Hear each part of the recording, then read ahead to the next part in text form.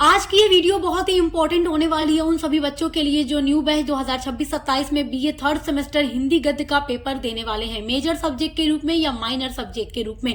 दोनों बच्चों के लिए आज की क्लास वेरी इंपॉर्टेंट होने वाली है। आज की वीडियो में मैं लेकर आ गई हूँ आपका पूरा का पूरा न्यू सॉल्व मॉडल पेपर आपके एग्जाम 2026 के लिए। देखिए मेरे स्टूडेंट्स, आप चाहे किसी भी यूनिवर्सिटी से पढ़ाई कर रहे हैं, आज का ये वीडियो आपके लिए वेरी इंपॉर्टेंट है क्योंकि हर यूनिवर्सिटी का सिलेबस सेम है एनईपी 2020 के अकॉर्डिंग। तो पेपर का पैटर्न आपका थोड़ा अलग अलग हो सकता है मगर क्वेश्चंस सेम होंगे, ये मैं आपसे कई बार बता चुकी हूँ। तो आई होप कि आपको इन सारी चीजों में अब कोई डाउट नहीं होगा। चलिए बिना देर किए वीडियो स्टार्ट करते हैं। आज की जो वीडियो है अति लघु, लघु, दीर्घ उत्तरीय प्रश्नों के लिए चर्चा करेगी, यानी कि हम आपको बताएंगे कि आपके परीक्षा में हर यूनिवर्सिटी में अति लघु, लघु और दीर्घ उत्तरीय प्रश्न किस तरीके से आने वाला है और कौन कौन सा क्वेश्चन आपके एग्जाम के लिए इम्पोर्टेंट है। तो आपने कुछ भी अभी तक नहीं पढ़ा है तो इस वीडियो को एंड तक जरूर देखिएगा और जितना भी क्वेश्चन मैं आपको बताऊंगी सभी पर वीडियोस हमने डिटेल में अपलोड किया है। मतलब कि आपकी हिंदी गद्य की जो टोटल 8 यूनिट्स है उसको हम कंप्लीट करा चुके हैं और जितना क्वेश्चन बताऊंगी सब आपके यूनिट के अंदर से ही बना हुआ क्वेश्चन है क्योंकि वहीं से एग्जाम में क्वेश्चन आते हैं। तो आप अपनी 8 यूनिट्स को जरूर पढ़िएगा, प्लेलिस्ट बनी हुई है। और हिंदी गद्य के अलावा भी हमारे सब्जेक्ट पर वीडियोस लगातार अपलोड कर रहे हैं और आपके को करिकुलर के लिए भी लगातार वीडियोस अपलोड हो रही हैं। तो सबसे पहले हम शुरुआत करते हैं खंड अ से, जो आपके पेपर का सेक्शन ए होता है, जो अति लघु उत्तरीय प्रश्न होता है। अति लघु उत्तरीय प्रश्न आपको 50 शब्दों में अपने प्रश्नों का उत्तर लिखना होता है। तो यहाँ पर मैं आपको 10 प्रश्न बताने वाली हूँ अति लघु के लिए। बहुत सारी यूनिवर्सिटी अति लघु में 5 प्रश्न देती है और बहुत सारी यूनिवर्सिटी 10 प्रश्न देती है। तो मैंने आपसे पहले ही कहा है पेपर का पैटर्न अलग होगा मगर क्वेश्चंस यही होंगे। तो 10 क्वेश्चन बताऊंगी, अगर आप ये 10 प्रश्न पढ़ लेते हैं तो समझिए आपका खंड अ तैयार हो जाएगा। पहला वेरी इंपॉर्टेंट क्वेश्चन है, आत्मकथा और जीवनी में क्या अंतर है। सब हम आपको पढ़ा चुके हैं। आत्मकथा का मतलब जानते हो क्या होता है? आत्मकथा का मतलब कि जब भी कोई लेखक अपने खुद की जीवनी को, मतलब अपने खुद की लाइफ को लिखता है अपने ही हाथों से, तो वो आत्मकथा होती है।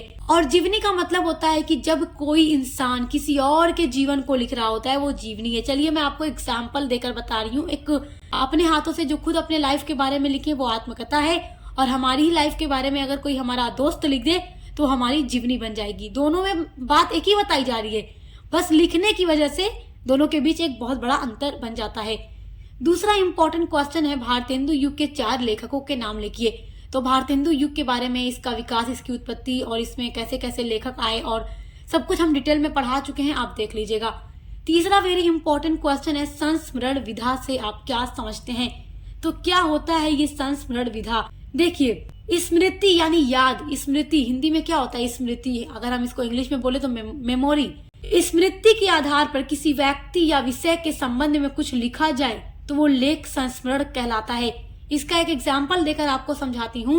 देखिए कोई भी लेखक जब होता है वो कुछ लिख रहा होता है और वो जो लिख रहा होता है वो उसकी स्मृति के आधार पर, पर्सनल मेमोरी पर बेस्ड होता है। यानी कि लेखक कभी कहीं गया रहा होगा और उसको अब उसी दिन की याद आ रही है, कोई भी मोमेंट उसको याद आ रहा है और उसी के बेसिस पे वो कुछ लिख देता है, तो वो लिखा गया लेख संस्मरण कहलाता है और ये लेखक के पर्सनल मेमोरी पर बेस्ड होता है। ये बात याद रखिएगा। आपका फोर्थ वेरी इंपॉर्टेंट क्वेश्चन है, भोला राम का जीव किस विधा की रचना है।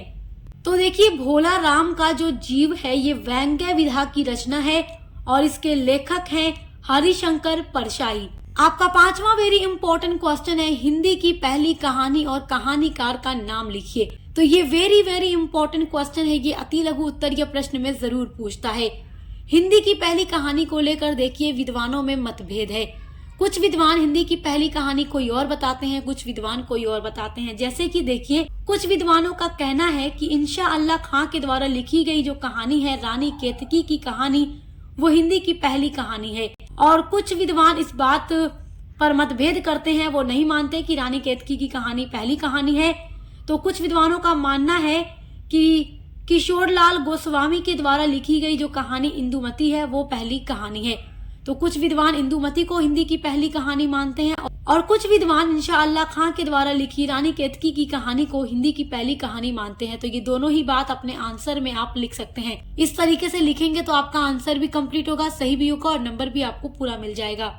आपका छठा वेरी इंपॉर्टेंट क्वेश्चन है, यात्रा वित्त की प्रमुख विशेषताएं बताइए। यात्रा वित्त को इंग्लिश में ट्रेवल बोलते हैं, यानी ट्रेवल, यात्रा का मतलब आप जानते हैं ना, ट्रेवल करना या जर्नी होती है।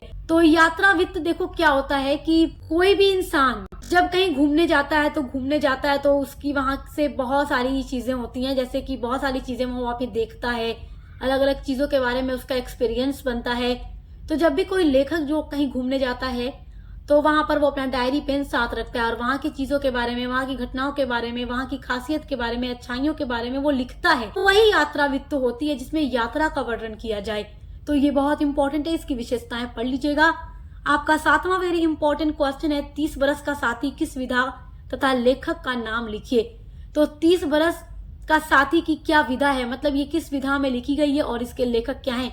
अच्छा देखिए, हिंदी की जितनी भी महत्वपूर्ण विधा है और जो हिंदी की अन्य विधाएं हैं उनका विकास कैसे हुआ, वो होती क्या है, सभी के बारे में हम आपको डिटेल में पढ़ा चुके हैं। तो देखिए 30 बरस का साथी जो है ये संस्मरण विधा है और इसके लेखक हैं रामविलास वर्मा। आपका 8वां वेरी इंपॉर्टेंट क्वेश्चन है पिता कहानी का प्रमुख प्रतिपाद्य क्या है। तो पिता कहानी के बारे में पढ़ लीजिएगा और इसकी देखिए यहाँ पर कहानी तो लिखा ही है, इससे आपको पता चलता है इसकी विधा कहानी है और इसके लेखक ज्ञान रंजन जी हैं। आपका 9वां वेरी इंपॉर्टेंट क्वेश्चन है झांसी की रानी उपन्यास के प्रमुख पात्रों के नाम लिखिए। तो झांसी की रानी जो उपन्यास है ये बहुत ही इंपॉर्टेंट है, इसके बारे में पढ़ लीजिएगा। आपका 10वां इंपॉर्टेंट क्वेश्चन है महादेवी वर्मा की किन्हीं 4 रचनाओं के नाम लिखिए। तो निहार, रश्मि, यामा, गिल्लू, आप ये 4 रचनाओं के नाम लिख देंगे, आपको पूरा नंबर मिल जाएगा। तो केवल ये 10 प्रश्न पढ़ना है आपको अपने अति लघु उत्तरीय प्रश्न के लिए। चलिए फटाफट से हम आपके खंड ब और खंड स के लिए महत्वपूर्ण प्रश्नों पर नजर डाल लेते हैं। खंड ब में आपका लघु उत्तरीय प्रश्न होता है, तो यहाँ पर जितना भी प्रश्न आपको बताऊंगी वो आप लघु उत्तरीय प्रश्न के लिए पढ़ लीजिएगा। वेरी वेरी इंपॉर्टेंट क्वेश्चन है ये सारे आपके एग्जाम के लिए। पहला इंपॉर्टेंट क्वेश्चन, भारतेंदु जी के अनुसार भारतवर्ष की उन्नति कैसे हो सकती है। तो भारतवर्ष की उन्नति कैसे हो सकती है भारतेंदु जी ने अपनी रचना में बताया हुआ है, तो आप पढ़ लीजिएगा, आपके सिलेबस का बहुत ही इंपॉर्टेंट चैप्टर है ये। आपका दूसरा वेरी इंपॉर्टेंट क्वेश्चन है जूठन आत्मकथा में अभिव्यक्त ओम प्रकाश वाल्मीकि के जीवन संघर्ष पर प्रकाश डालिए। ये क्वेश्चन भी आपका इंपॉर्टेंट है, कई बार बीए के एग्जाम में रिपीट हो चुका है और बीए के एग्जाम में जो बार बार रिपीट होता है वो वेरी इंपॉर्टेंट होता है। आपका तीसरा वेरी इंपॉर्टेंट क्वेश्चन है ध्रुव स्वामिनी नाटक की मूल समस्या पर संक्षेप में प्रकाश डालिए। तो ये जयशंकर प्रसाद का नाटक है, इसके बारे में पढ़ लीजिएगा, क्वेश्चन इंपॉर्टेंट है। आपका चौथा वेरी इंपॉर्टेंट क्वेश्चन है पंच परमेश्वर कहानी का सारांश लिखिए। पंच परमेश्वर कहानी आप पढ़ चुके हैं, प्रेमचंद्र जी की कहानी है और बहुत इंपॉर्टेंट कहानी है, हम आपको पढ़ा चुके हैं। देखिए 5वां इंपॉर्टेंट क्वेश्चन है अशोक के फूल निबंध का उद्देश्य क्या है। तो सब कुछ आपके निबंध, कहानी, उपन्यास, इन सारी चीजों से ही क्वेश्चन बनेगा सेक्शन बी और सी में, तो आपके लिए सारी चीजें बहुत इजी है।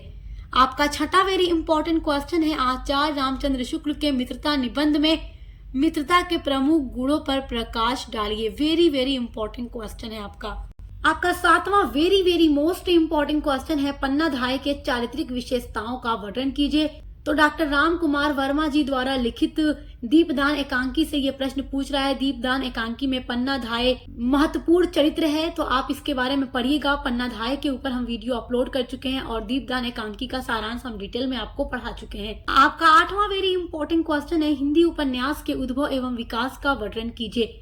तो सब कुछ आपका पढ़ा हुआ है, हम आपको पढ़ा चुके हैं कि हिंदी उपन्यास का उद्भव कैसे हुआ, इसका विकास कैसे हुआ और अलग अलग युग में कैसे इसका विकास हुआ, इसके प्रसिद्ध लेखक कौन थे, कितने प्रकार का उपन्यास है, किस लेखक ने किस तरीके का उपन्यास लिखा, सब कुछ हम आपको डिटेल में पढ़ा चुके हैं। सो माय डियर स्टूडेंट्स, ये 8 क्वेश्चन आपको पढ़ना है अपने सेक्शन बी के लिए। चलिए देखते हैं आप सेक्शन सी के लिए वेरी इंपॉर्टेंट क्वेश्चंस। आपके सेक्शन सी में देखिए 4 क्वेश्चन दिए जाते हैं और ये आपका दीर्घ उत्तरीय प्रश्न होता है, लेकिन यहाँ पर मैं आपको 5 इंपॉर्टेंट क्वेश्चन बताऊंगी जो आपके एग्जाम के लिए इंपॉर्टेंट होगा हर यूनिवर्सिटी के लिए। तो ये 5 प्रश्न अगर आप लोग दीर्घ उत्तरीय प्रश्न के लिए तैयार कर लेते हैं तो समझिए कि आपका सेक्शन ए, बी एंड सी तीनों बहुत अच्छा तैयार हो जाएगा। पहला वेरी इंपॉर्टेंट क्वेश्चन है जयशंकर प्रसाद का जीवन परिचय देते हुए उनकी कृतियों का उल्लेख कीजिए। तो जीवन परिचय आप पढ़ चुके हैं, बहुत ही इंपॉर्टेंट है, आप देखकर तैयार कर लीजिएगा। आपका दूसरा वेरी इंपॉर्टेंट क्वेश्चन है तुम चंदन हम पानी निबंध की समीक्षा कीजिए। वेरी वेरी इंपॉर्टेंट क्वेश्चन है। तो आप सारे निबंध का अगर सारांश देख लें तो आप बनाकर भी लिख देंगे तो आपको नंबर मिल जाएगा, क्योंकि अक्सर बच्चे बीए के एग्जाम में बनाकर ही लिखते हैं और बनाकर किस तरीके से लिखना जाता है सब कुछ हम आपको बता चुके हैं। जो वीडियोस हम बनाते हैं आपके लिए कि बीए के एग्जाम में पास कैसे हो या अपने क्वेश्चंस का आंसर कैसे लिखें, तो आप उन वीडियोस को हमारे साथ जरूर देखा कीजिए, वहां पर आपको काफी ज्यादा नॉलेज मिलेगी।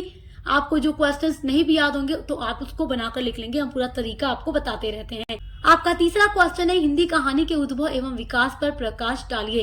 हिंदी कहानी का उद्भव कैसे हुआ, उसका विकास कैसे हुआ, हम आपको पढ़ा चुके हैं। क्वेश्चन इंपॉर्टेंट है, हर साल पेपर में पूछता है। चौथा इंपॉर्टेंट क्वेश्चन है, आचार्य रामचंद्र शुक्ल के निबंध की भाषा शैली का विवेचन कीजिए। वेरी वेरी इंपॉर्टेंट क्वेश्चन है, कई सालों से बीए के एग्जाम में लगातार रिपीट हो रहा है। पांचवा क्वेश्चन है, पर्दा कहानी की समीक्षा कीजिए। तो पर्दा कहानी के बारे में हम आपको पढ़ा चुके हैं, इसका सारांश आपको पढ़ा चुके हैं, तो आप सारांश की वीडियो देख लीजिएगा, तो वही आपको समीक्षा में लिख देना है सुनकर जाकर, क्योंकि सुने रहेंगे तो भी बनाकर लिख लेंगे, क्योंकि मैं आपसे कह रही हूँ ना कि बहुत ईजी है।